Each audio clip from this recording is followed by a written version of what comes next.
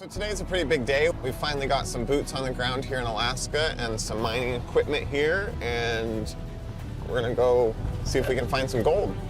Parker Schnabel struck gold worth millions and then mysteriously shut down his mine in Alaska. What's he hiding?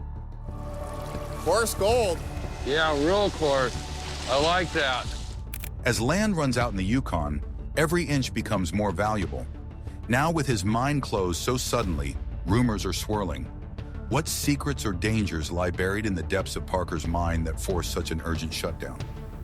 Let's dig deep and reveal the truth behind Parker's dramatic decision. Parker's bold quest in Alaska. Parker and his team ventured into tough areas, using an old but large wash plant to explore. At just 16, Parker inherited his grandfather John's Alaskan claim, starting an incredible journey. Determined to secure his business's future, Parker made a bold move by investing $100,000 to get a new claim in Alaska's gold-rich lands. Little did he know, this decision would change his life forever. Parker had already made a name for himself in the Klondike and was set on repeating that success. To cover more ground quickly, he split his Alaska team into two groups. So today's a pretty big day. We finally got some boots on the ground here in Alaska and some mining equipment here, and we're gonna go see if we can find some gold. The first, the Wolf Cut crew, dug deep into untouched ground, hoping to find gold or face a loss. The chance for high earnings was huge, but it would take a lot of time and effort. Meanwhile, the second team, led by Mitch and Tyson, was also searching hard. The Drift Cut crew urgently needed a big find to fund their whole operation. They searched the claim, keeping a close watch for any sign of gold. Days turned into weeks as both teams worked non-stop. Parker's determination at the Alaska mine site was a race against time, with growing pressure to strike gold. The suspense built, and viewers worldwide waited for the outcome of Parker's bold venture. Finally, after days of hard work, the Wolf Cut crew found a treasure trove of gold. The land that once held their hopes now revealed its hidden riches. Parker's vision and belief had paid off. The team celebrated their hard-earned success. At the same time, the Drift Cut crew struck gold too, their persistence leading to a find that promised to fund the whole operation. Excitement filled the air as Parker's dream started to come true. News of his success spread quickly, drawing the attention of gold enthusiasts and dreamers alike. Upstream, Parker, a skilled gold miner, found a huge pile of gold worth a fortune, exciting everyone with the possibility of getting rich. But this wasn't the end of the challenges. The old gold wash plant Parker used was unreliable. Got Big Reds sitting on that hillside over there, waiting to wash rocks. If we had thawed pay dirt right now, it'd be up and running. I know it's really put Tyson in a tough spot here, taking the 750, but it's so important that we get this ground opened up. If not, we're gonna leave a lot of gold in the ground. Mark, the new crew chief, didn't like renting wash plants because they often broke down. Even though the new wash plant wasn't ready yet, they had to keep using the rental. Despite this problem, Parker and his team were eager to see new faces, hoping one of them would be a great worker who could help them find more gold. However, there was also a chance they could be a complete letdown. Parker had another worry. One of his best workers, Mitch, wasn't there, making it harder to extract all that gold. First, they had to set up the rented wash plant correctly and see how it performed. Parker hoped his new rocket red wash plant would process at least 150 loads of dirt each hour. But before that could happen, Mark had to carefully place a giant metal tailings conveyor. As they moved the metal pipe, they were unsure if it would fit properly, and Parker told Mark to adjust it slightly. But this wasn't the biggest challenge they faced. Fresh off a win, Parker's team is ready for their next big test, Alaska's Golden Frontier. Everything had to be lined up just right for the cleaning machine to work well. The crew spent a lot of time and effort getting the cleaner ready. They worked hard, solving problems and making sure everything was perfect. Finally, the cleaner was up and running. Parker then decided to shut down the mine where they found gold to focus on getting as much gold as possible. This was their chance to make a lot of money. After 2 years of hard work, Parker's mine in Alaska was ready to start. Success here was crucial for his future in gold mining. Everyone was excited and nervous, hoping their efforts would pay off. Parker had a great team that cleared nearly a mile of debris from the old mine. Now it was time for their first weigh-in. They hoped to find an ounce of gold for every hour they worked. They watched the machinery closely, hoping for a big find. They gathered around the scale, which was only calibrated for regular ounces, not the special kind used for gold, but they decided to use it anyway. You know, when the 750 left, I had to turn the plant down a little bit just to kind of keep up because the 480 isn't able to dig. Oh, to get enough pay up? Yeah, it was a struggle. Hopefully, we don't notice it too much right now. We definitely lost some yardage for sure. The scale readings began 10, 20, 40, 60, 90 grams. Parker estimated they needed about 435 grams of gold to meet their target of 14 ounces. The excitement grew as Tyler, one of the crew, read the scale. It showed 430 grams, just shy of 13.8 ounces of gold. They didn't reach their 1 ounce per hour target, but the crew was thrilled with their haul, worth over $23,000. It was just the first hour, and they wondered how many hours they could operate in a day. This success was thrilling not only for Parker, but for everyone in Alaska, marking the biggest find in over a decade. But this wasn't the end of their challenges. Parker and his crew had put in immense effort and were now seeing the results. Known for treating his workers well, Parker once again showed his generous side. But how generous had this former prodigy turned gold mining boss become? That was a question for another time, as the mining team in Alaska needed to wrap things up before winter set in. Mitch, the team leader, had a large pile of earth to clean up at his claim. The machines were pushed to their limits to keep up with the pace. Amid the rush, Mitch saw potential in a new guy named Evan, who was young and eager to learn. Mitch promoted him from truck driver to loader driver, impressed by his positive attitude. While Mitch was busy, he told Tyson about big rocks causing issues in the cleaning system. We've got a lot more waste in here than we bargained for, huh? I bet there's probably 5 feet in here at least of waste. Because some areas down here, I've run into like 8 feet of that big coarse rock, right? Yeah, I don't know how long this is gonna take you. You got a lot of gravel. Everything had to stop until they got the go-ahead to fix this. They brought in a massive machine from Alaska nicknamed Big Red. It was powerful, but the crew was worried because they hadn't found any gold yet, despite spending a lot of money on mining. They knew they had to work hard and turn things around quickly, but this wasn't their biggest problem. They set up Big Red, and it started operating flawlessly, cleaning a vast amount quickly. Amid all this hard work, Parker surprised the crew with an incredible gift, giving each member $122,000 in gold to thank them for their dedication throughout the season. The crew was overjoyed and grateful for this unexpected reward, which showed how much Parker valued their efforts and how they had succeeded together. Riding their recent success, Mitch and Tyson faced new problems with Big Red. Triumphs and troubles with Big Red. Mitch and Tyson also worked hard to find gold with their large machine, Big Red. The pressure was on to get the new wash plant installed and operational. As soon as it was ready, they planned to shut Big Red down, pull the conveyors, but they hit a snag when rocks got stuck in the machine. Evan spotted the issue, illustrating the continuous challenges and teamwork required in gold mining. The team had to stop the Big Red machine often to clear out rocks that were causing problems. Mitch was busy checking the equipment and noticed that one of the screens inside was broken. The problem was caused by a big hole that let rocks into the machine, which could cause even more issues later. As the rocks piled up in certain areas, they messed up the machine's operation, leading to a loss of potential gold. Mitch and Tyson have their hands full with 2 plants running. They're right on the edge of keeping up with where we need to be in order to get all of the ground mined this season. Mitch had no choice but to clear the rocks himself, which was a tough and tiring job as the pile kept growing. Replacing the broken screen wasn't easy either. It needed careful handling to make sure it was put in correctly. The old screen was worn out and couldn't do its job anymore, so they put in a new one, making sure it was secure. This maintenance was crucial, like updating a resume, ensuring everything was in perfect order to catch as much gold as possible. The large rocks that slipped through the broken screen could damage the Big Red machine or make the gold extraction process harder. Mitch and Tyson knew how important it was to replace the screen quickly to keep things running smoothly. They took great care of their equipment to make sure it worked well and helped them get the most gold. In Alaska, fixing these mechanical issues was key to their big goal of finding millions of dollars worth of gold and having a great season. They hit a snag when rocks blocked the water flow in the sluice, stopping the gold from collecting. A broken screen was the culprit. Fixing the Big Red mining machine was tough, but they hoped things would get easier now that it was working again.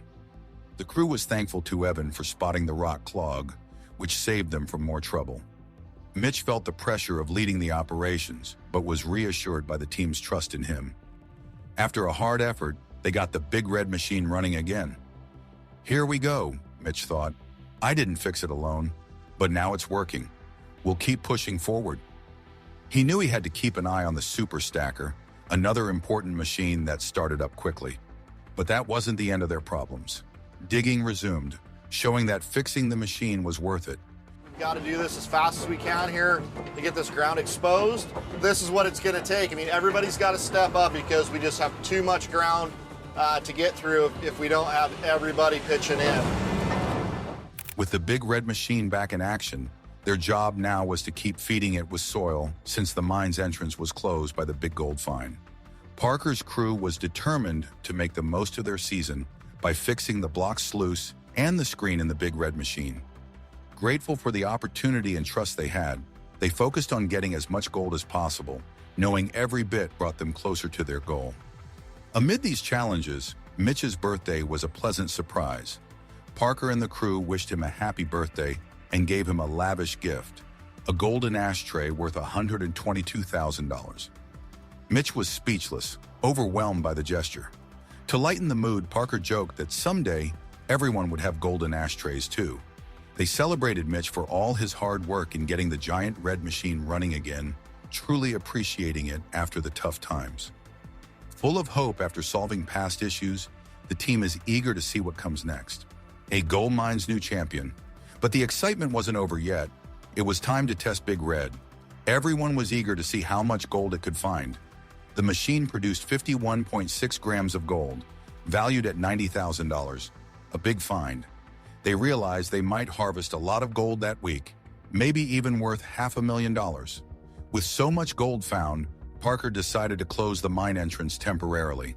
This was a big moment for their mining adventure, and they were excited to keep finding more gold as they continued their journey.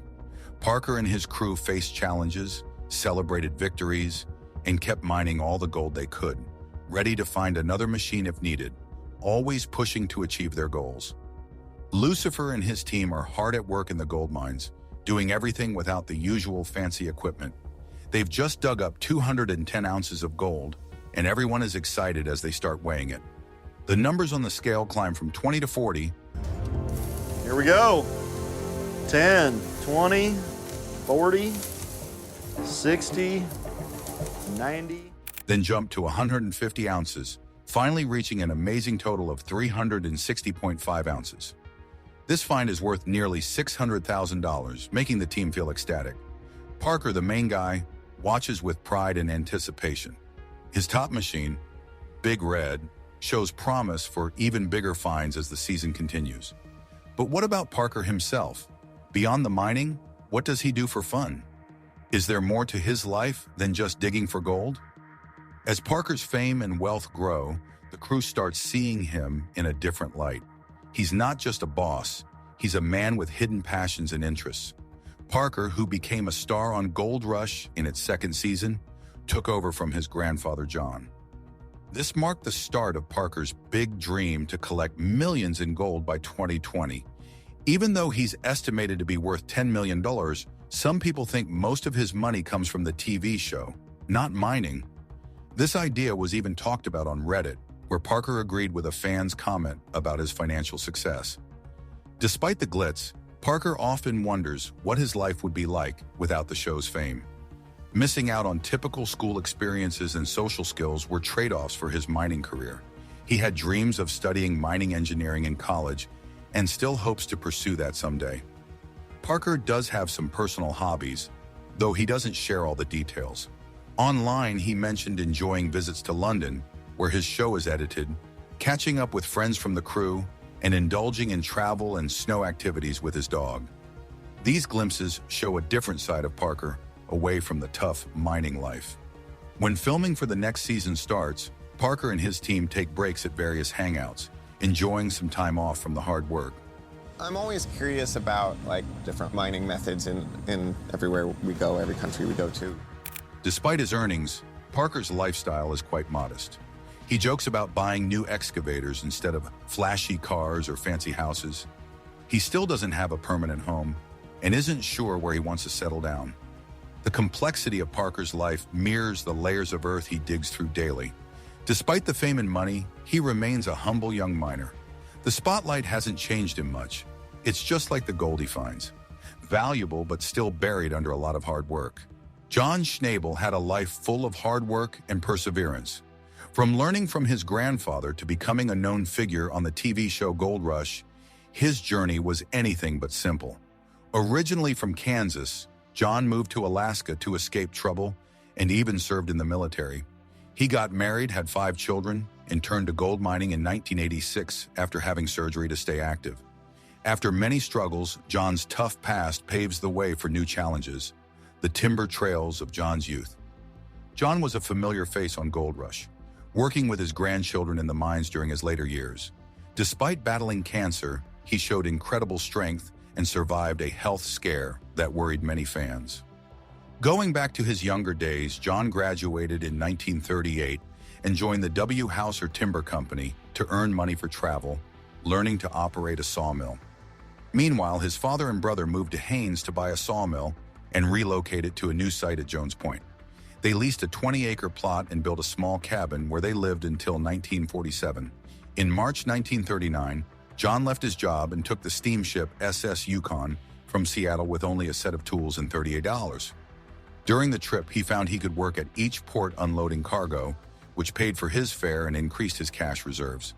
Upon arriving, he had to spend most of his money on a message from the post office, leaving him with nothing. Yet his determination helped him overcome these challenges, showing his unbreakable spirit. After the war in March 1946, John and his brother George returned to Alaska. When did I start mining? 1984. When did you go to Alaska? Oh, I went there in 1939. They were excited about the new road connecting Haines with the Alaska Highway. However, they found their mill at Jones Point had collapsed under heavy snow, leaving it in ruins. Even worse, the person who leased them the land had passed away, and there was no one to renew the lease. Not willing to rebuild without a secured lease, John sought help. He went to Juneau to meet a lawyer who told him they could find the heirs within 6 months. But finding the heirs was difficult, and it took a whole year to identify 42 potential heirs. But this wasn't the most difficult part. John had to get all the heirs to agree to sell the property, spending over $10,000 in legal fees. Once the agreement was reached, John was more determined than ever to make his mill business succeed. John Noble had a tough time trying to get land for his milling business in Alaska. He needed the United States Congress to say yes, which made things even harder. He had to deal with a lot of legal stuff and other problems along the way. Back then, Alaska wasn't a state yet, and it was represented in Washington by Delegate Bartlett. This made John's task even tougher. Bartlett managed to convince a member of Congress to add a note to a bill, allowing the Secretary of the Interior to sign a key document. But it took the Secretary over 3 years to sign it, delaying John's plans a lot. While waiting, in 1966, John's team worked on fixing up an old gold mine site about 35 miles west of Hannes, turning it into a sawmill for cutting timber. Carl Bjornstad, who owned the mill, sold it to John's team, expecting them to move the mill to Jones Point. The move was really hard and required them to cross the Clinch River, a 33-mile journey. Road foreman Budge McCrae gave them the equipment they needed to move the mill. Even with a small budget and limited resources, by fall, the mill was up and running, producing 10,000 board feet of timber. This success showed John Noble's determination despite the many challenges. At the same time, John Schnabel, a well-known figure in gold mining, bought the Nugget Gold Mine at Porcupine Creek almost 30 years ago after a health scare at 68. Working towards the better ground, eventually you'll hit it. After heart surgery, he saw the mine as a way to stay active and involve his family in the business. He didn't just want to leave the mine to his grandson Parker, but also wanted to include his brother, Pon Schnabel. Pon was a big help to the team, even though his efforts were often unnoticed. Pon Schnabel's work got more attention in 2012 when he appeared on the TV show Gold Rush. This show highlighted his unique personality and brought him recognition beyond just being related to a famous TV star. Pon's dedication and passion made him a valuable project manager in his own right. Born in August 1992 to Roger and Nancy Schnabel, Pon was greatly influenced by his grandfather John Schnabel. After graduating from high school in Hannes, which had about 80 students each year, Pon went to Northern Arizona University to study construction management and business administration. After university, he joined his father's construction company and focused on improving processes to make the company more efficient and successful. Even though his brother Parker often got the spotlight, Pon preferred working behind the scenes. Together, they formed a successful team and made significant contributions to their gold mining efforts. Pon's story isn't just about his family ties to the gold mining industry, it's also about his personal achievements and dedication to his work. What's your take? Do you think the money we make from mining is worth the damage to our planet? Drop your thoughts below, like, and subscribe for more.